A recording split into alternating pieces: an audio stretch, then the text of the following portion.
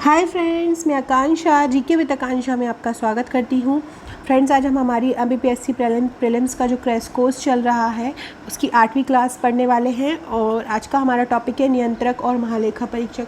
जो आयोग हैं 15 से 18 हमारे सिलेबस में, तो उसका ये हमने उसमें से 2 आयोग पढ़ चुके। एक हमने यूपीएससी का पढ़ चुका है और एक मानव अधिकार राष्ट्रीय अनुसूचित जनजाति आयोग पढ़ चुके हैं ना। तो हमने संघ लोक सेवा आयोग पढ़ लिया है और दूसरी क्लास में था शायद से, है ना, वो हमारी डे 2 थी। और एक हमने पढ़ लिया है संघ लोक सेवा आयोग। देखिए फ्रेंड, बस जो मैं दे रही हूँ वही पढ़िए। जितना प्रश्न बन सकता है इनसे संबंधित सभी मैंने कवर किया है। 4 से 5 बुक ली हूँ मैं, पहले उनकी डिटेल में लिखी हूँ, फिर उनसे संबंधित जितना प्रश्न मिल सकता है वो करी हूँ। तो आपका बस यही उसको आयोग को अच्छे से पढ़ना है और उससे संबंधित जितना प्रश्न बनना है बस वही करना है। इसके अलावा आपको कुछ नहीं करना है। आज का हमारा टॉपिक है नियंत्रक और महालेखा परीक्षक। ये 120 दिन का टारगेट है और हमारी 8वीं क्लास है ये। सबसे पहले हम इसके बारे में पूरा पढ़ लेंगे। फ्रेंड्स, चैनल पे नए हैं तो चैनल को सब्सक्राइब कीजिए ताकि सभी वीडियोस का इन्फॉर्मेशन मिलता रहे। अगर आप मेंस की प्रिपरेशन कर रहे हैं तो मैं एक दिन में 2 वीडियोस कम से कम मेंस के लिए लाती हूँ, 2 वीडियोस कम से कम प्रीलिम्स के लिए लाती हूँ। ऐसी कोशिश करती हूँ कि 4 हो, लेकिन कभी कभी 3 हो पाता है और कभी 2 ही हो पाता है। और थोड़ी सी तबीयत भी मेरी ख़राब चल रही है और तो इसके कारण मैं कम ला पा रही हूँ। बहुत सारे कमेंट्स मैंने पढ़े हैं और सभी लोगों ने बोला है ध्यान रखिए मैम। बहुत अच्छा लगता है, आप लोग इतना प्यार देते हैं, आप लोग इतना सम्मान देते हैं मुझे। और मैं जल्दी ही ठीक होंगी और आपको और ज़्यादा से ज़्यादा वीडियो लेके आऊँगी। और thank you so much for caring me. तो चलिए स्टार्ट करते हैं। हाँ फ्रेंड्स, एक और बात, व्हाट्सएप ग्रुप है एमपीएससी क्रैश कोर्स का, उसमें मैं क्या कर रही हूँ, कुछ नोट्स कलेक्ट कर रही हूँ। जो मैंने जब प्रीलिम्स दिया था तो उस समय जो नोट्स तैयार किए थे तो वो उन ग्रुप में मैं डाल दूँगी। तो आप वहाँ से जुड़ ज़रूर जाइएगा। जैसे ही 2-3 दिन में मेरी थोड़ी तबीयत ठीक होती है तो मैं वो उठा के जो पिक्चर है वो आपको सेंड कर दूँगी उस ग्रुप में। तो आप ग्रुप से ज़रूर जुड़ जाइएगा। और वो ग्रुप आपको एमपीएससी क्रैश कोर्स के नाम से है, डिस्क्रिप्शन में उसकी लिंक मिल जाएगी, वहीं पे आपको टेलीग्राम मिल जाएगा। ये हमारा तीसरा टॉपिक है नियंत्रक और महालेखा परीक्षक। नियंत्रक मतलब होता है कंट्रोल, महालेखक को हम बोलते हैं और ऑडिटर और परीक्षक मतलब जनरल। तो नियंत्रक कंट्रोल ऑडिटर जनरल इसको बोला जाता है इंग्लिश में, जिसकी शॉर्ट फॉर्म होती है कैग। तो ये कैग से भी क्वेश्चन करके पूछ सकते हैं आपको, पूरा भी पूछ सकते हैं। संविधान के आपसे पूछ सकते हैं संविधान के किस भाग में इसका उल्लेख है। तो संविधान के भाग 4 में इसका उल्लेख है। और संविधान के किस अनुच्छेद में इसका उल्लेख है। तो अनुच्छेद 148 में। बहुत ज़्यादा आप लोगों ने इसको बर्डन बना के रखा था और यार आयोग आ गया है प्रीलिम्स में, क्या करें अब कैसे करेंगे प्रीलिम्स, यार इतना बड़ा झंझट दे दिया है, आयोग दे दिया। तो आयोग कोई बड़ा बर्डन नहीं है, ये तो आपके लिए प्लस पॉइंट है कि उन्होंने आपको आयोग दे दिया। क्योंकि आयोग आप अगर 15-20 आयोग कर लेते हो, उनसे संबंधित मैंने आपको 20 से 25 प्रश्न दे देने हैं, आपको वही रट लेना है, वो उन्हीं से ही प्रश्न बनना है। ये तो सेपरेट बहुत अच्छी चीज़ कर दी है, इसलिए इसके लिए खुश होइए, दुखी मत होइए। आगे पढ़ते हैं इसकी हिस्ट्री। 1857 ईस्वी में 3 प्रेसिडेंसी थी, कलकत्ता, मद्रास, मुंबई के लेखों को प्रमाणित करने के उद्देश्य से सबसे पहले लॉर्ड कैनिंग ने कैग का पद सृजित किया। सबसे पहले किसने किया था? लॉर्ड कैनिंग ने किया था। किस लिए किया था? 3 प्रेसिडेंसी कलकत्ता, मद्रास, मुंबई के लेखों को प्रमाणित करने के उद्देश्य से। नेक्स्ट है भारत शासन अधिनियम 1935 के अनुसार इसके पास संघीय न्यायालय के न्यायाधीश के समान शक्तियाँ हैं।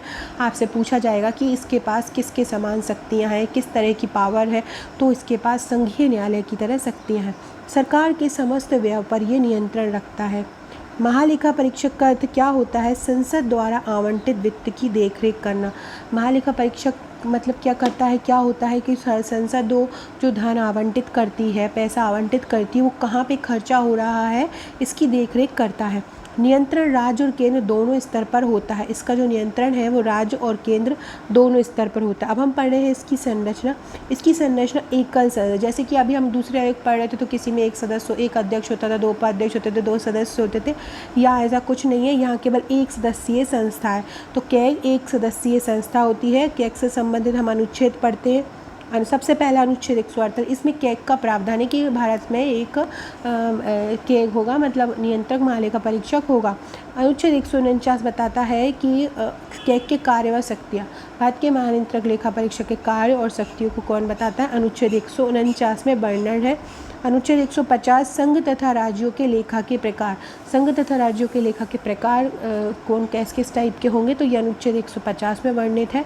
और जो रिपोर्ट देता है, प्रतिवेदन मतलब होता है रिपोर्ट, तो अंकेक्षण प्रतिवेदन जो देता है वो अनुच्छेद 151 में है। पहले के कौन थे? पहले भारत का पहला महानियंत्रक लेखा परीक्षक कौन था? तो वो था बी नरहरि राव था, और ये 1948 से 1954 तक रहा। कौन था? बी नरहरि राव था। और वर्तमान के पूछे वर्तमान में कौन है, तो वर्तमान में राजीव महर्षि हैं, जो 2017 से 2022 तक रहे, मतलब है सॉरी। कैग का जो इनको WHO में भी एक पद दिया गया है। वर्तमान जो कैग है, ये याद रखिएगा। कैग कंट्रोल ऑडिटर जनरल मैंने बताया था। इसकी पद स्थापना सबसे पहले 16 नवंबर 1860 में लॉर्ड कैनिंग के द्वारा हुई। इसके प्रमुख क्या होता है कि इसको राष्ट्रपति द्वारा नियुक्त किया जाता है, लेकिन इसको नामित इसका हमें चयन करना ही नामित करता है प्रधानमंत्री। तो इसमें कंफ्यूज मत होइएगा। अगर आपसे पूछे कि कौन नामित करता है, तो प्रधानमंत्री नामित करता है, और नियुक्त कौन करता है? राष्ट्रपति। नियुक्ति राष्ट्रपति द्वारा ही होती है। इसका मुख्यालय कहाँ है? कैग का मुख्यालय कहाँ है? तो कैग का मुख्यालय है 10 बहादुर शाह जफर मार्ग, दिल्ली।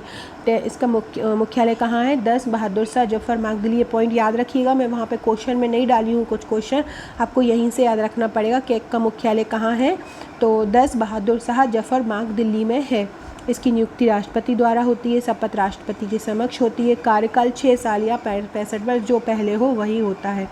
त्यागपत्र किसको देता है? ये त्यागपत्र राष्ट्रपति के नाम देता है। ये किसी भी समय दोनों सदनों द्वारा विशेष बहुमत के साथ इसके दुर्व्यवहार या अयोग्यता पर प्रस्ताव पास कर इसको हटाया जा सकता है। वेतन उच्चतम न्यायालय के न्यायाधीश के समान इसका वेतन होता है। और कहाँ से इसको वेतन मिलता है, कहाँ से पेंशन मिलते हैं? तो भारत की संचित निधि द्वारा ये दिए जाते हैं। अवकाश प्राप्ति के बाद कोई भी सरकारी पद ये धारण नहीं कर सकता। अब हम पढ़ते हैं इसके कार्य। तो कैग अधिनियम 1977 एक भारत का महालेखा परीक्षक अधिनियम 1977 था। उसके अनुसार ये निम्नलिखित व्यय को ऑडिट करता है। नंबर 1, भारत की संचित निधि पर भारत केंद्र सरकार तथा राज्य सरकार, केंद्र सरकार और राज्य सरकार के जो भी जो भी खर्चे होते हैं उनका ये रिकॉर्ड रखता है। भारत की आकस्मिक निधि और लोक निधि के सभी व्यय को नियंत्रण रखता है। सभी विभागों की जमा पूंजी की जाँच करता है। सरकारी कंपनी के व्यय की जांच करता है। विभाग द्वारा किए व्यापार लाभ हानि की जांच करता है। इसके बाद समस्त क्रय विक्रय की जांच करता है। केंद्र सरकार के लेखों से संबंधित रिपोर्ट ये राष्ट्रपति को देता है। किस अनुच्छेद के तहत? ये अपनी रिपोर्ट राष्ट्रपति को देता है। अनुच्छेद 151। राज्य सरकार के लेखों से संबंधित रिपोर्ट ये राज्यपाल को देता है। केंद्र से संबंधित रिपोर्ट राष्ट्रपति को देता है, और राज्यपाल से जो राज्यों से संबंधित रिपोर्ट राज्यपाल को देता है। फ्रेंड्स, चैनल को सब्सक्राइब जरूर कीजिएगा। व्हाट्सएप और टेलीग्राम ग्रुप से ज़रूर जुड़िएगा। अगर आप नोट्स लेना चाहते हैं तो मुझे बताइएगा। इसकी प्राइस जो है पूरा नोट्स की 16 फाइलें रहेंगी सिलेबस के अनुसार, और इसकी प्राइस 3000 रुपये रहेगी, जिसमें से आपको केवल यही पढ़ना है, इसके बाहर कुछ नहीं जाएगा। लोक लेखा समिति का गाइड मित्र, आपसे पूछा जाए कि लोक लेखा समिति का गाइड मित्र और मार्गदर्शक कौन होता है, तो वो कैग ही होता है। महालेखा परीक्षक संसद का एजेंट होता है। संसद का एजेंट कौन होता है? महालेखा परीक्षक होता है। ये केवल संसद के प्रति ही जिम्मेदार होता है। इसकी शक्तियाँ क्या होती हैं? तो सिविल न्यायालय के समान इसकी शक्तियाँ होती हैं। किसी विभाग के लेखा प्रपत्र की ये जांच कर सकता है। किसी भी विभाग से ये दस्तावेज मंगवा सकता है। ये इसकी पूरी शक्तियाँ होती हैं। अब हम देखते हैं कैग जांच किस प्रकार, क्रम क्या होता है इनका। सबसे पहले जो रिपोर्ट किस प्रकार से देता है, राष्ट्रपति या राज्यपाल को ये रिपोर्ट देगा, फिर वहाँ से ये संसद में जाएगी, फिर लोक लेखा समिति, और फिर लास्ट में निष्कर्ष निकलता है ना। अब हम इस देखते हैं कि कौन कौन से इससे संबंधित प्रश्न किस अनुच्छेद में कैग आता है। किस अनुच्छेद में भारत के महानियंत्रक लेखा परीक्षक का वर्णन है? अनुच्छेद 148। भारत सरकार की आय और व्यय का हिसाब कौन रखता है? कैग रखता है। कैग की नियुक्ति कौन करता है? राष्ट्रपति करता है। कैग अपना त्यागपत्र किसको देता है? राष्ट्रपति को देता है। भारत का कौन सा ऐसा व्यक्ति है जो एक बार सेवा मुक्त होने के बाद केंद्र व राज्य सरकार के किसी भी पद को ग्रहण नहीं कर सकता? वो कैग ही है। देश की समस्त वित्तीय प्रणाली का निरीक्षण कैग ही करता है। किस वर्ष भारत के कैग से वित्तीय लेखांकन कार्य को अलग कर दिया था? वो था 1976। 1976 में भारत के कैग से, बहुत इंपॉर्टेंट है ये। क्या होता है, लोगों को लगेगा बहुत कठिन प्रश्न है तो ये पूछ सकते हैं, लेकिन ये सरल प्रश्न है क्योंकि हम लोग कर लेंगे।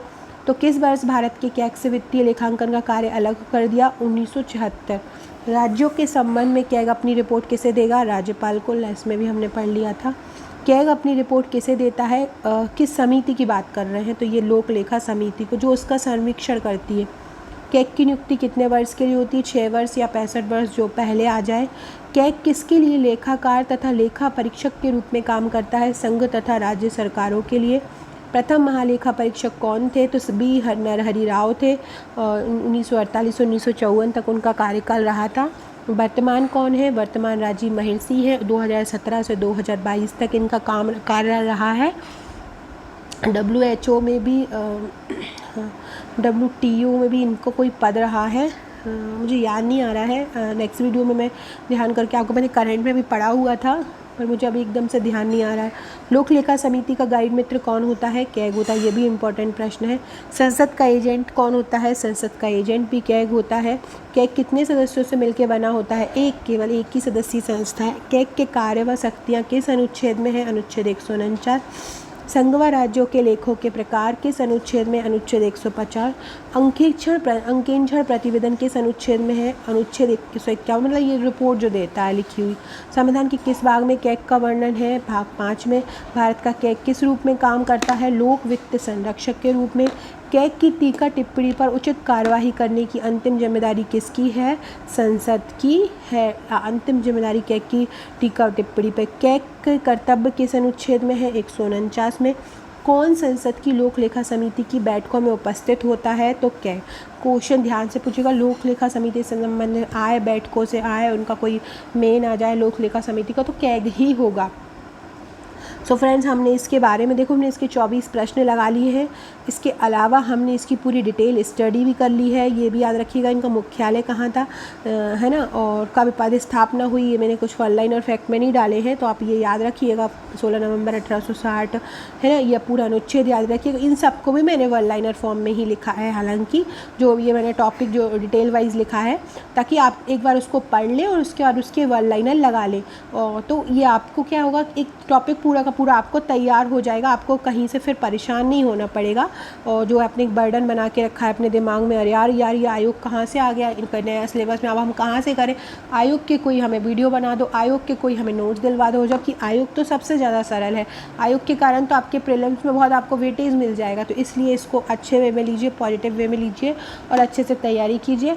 आप अगर प्री के नोट्स लेना चाहते हैं तो मुझे व्हाट्सअप कर सकते हैं। मेरे मेंस के नोट्स लेना चाहते हैं, मेंस के नोट्स मेरे पूरे तैयार हो चुके हैं 8500 रुपये में, जहां 1 to 6 पेपर आपको मिलेगा। साथ में आपको नोट्स मिलेंगे ही मिलेंगे, रिवीजन आंसर्स भी आपको पेड ग्रुप में दिए जाएंगे। इसके अलावा टेस्ट सीरीज़ भी आपको उन ग्रुप में लगाई जाएगी। बहुत अच्छा आपको एक बेहतरीन तैयारी आपको उन ग्रुप में करवा दी जाएगी। तो फ्रेंड, वीडियो अच्छा लगा हो तो लाइक एंड शेयर कीजिएगा। और थैंक यू सो मच। आप लोगों के कमेंट्स मुझे बहुत अच्छे लगते हैं, स्पेशली जो लोग बहुत ज़्यादा मैम टेक केयर कीजिए, मैम ध्यान रखिए। बहुत अच्छा लगता है जब आप लोग ऐसे करते हैं, तो बहुत खुशी होती है कि आप लोग मेरी इतनी चिंता करते हैं और आप लोग इतना प्यार करते हैं। तो इसके लिए बहुत बहुत थैंक यू। और जल्दी से मैं अच्छी होंगी। सभी लोग बोल रहे हैं ध्यान रखी, तो हाँ, मैं अपना ध्यान रख रही हूँ और मैंने मेडिसिन ले ली है और मैं 1-2 दिन में बिल्कुल पूरी तरह परफेक्ट हो जाऊँगी। तो so friends, thank you very much. और ज़्यादा से ज़्यादा राइटिंग कीजिए। प्रीलिम्स दे रहे हैं और मैं इस बार हो नहीं पाया तो कोई प्रॉब्लम नहीं है, इस बार ज़रूर होगा। Okay friend, thank you.